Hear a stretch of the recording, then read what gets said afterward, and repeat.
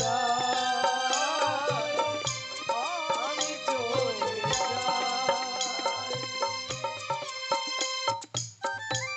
তুমি কত ঘুমো ঘরে, আমি চলে যাই।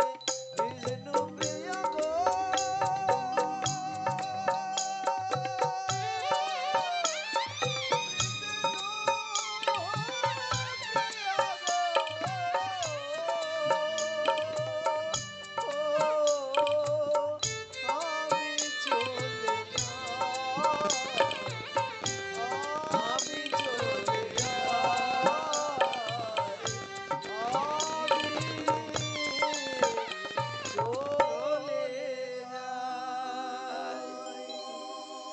মহাপ্রভু গৌর সুন্দর যখন সন্ন্যাস নিয়ে চলে গেলেন না, তখন গঙ্গাও থকিত হয়ে গেছিল।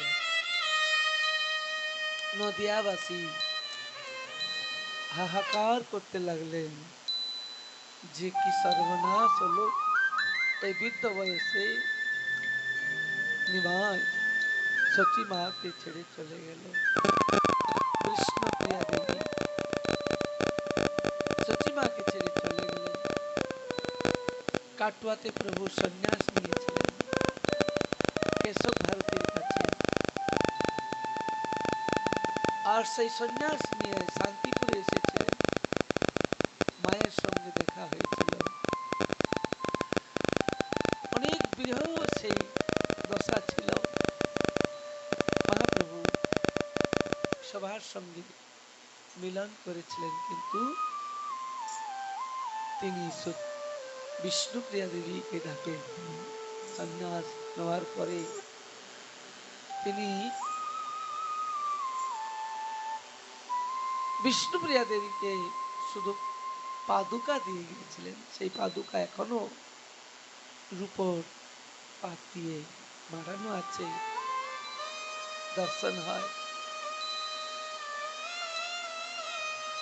গৌর লীলা হচ্ছে কি, সেই সমুদ্র সিন্ধু, এই টুনি পাখি এক বুন এক বিন্দু পান করলে তো পেট ভরে যায়। এই জন্য আপনারা গৌরকে ভালোবাসবেন।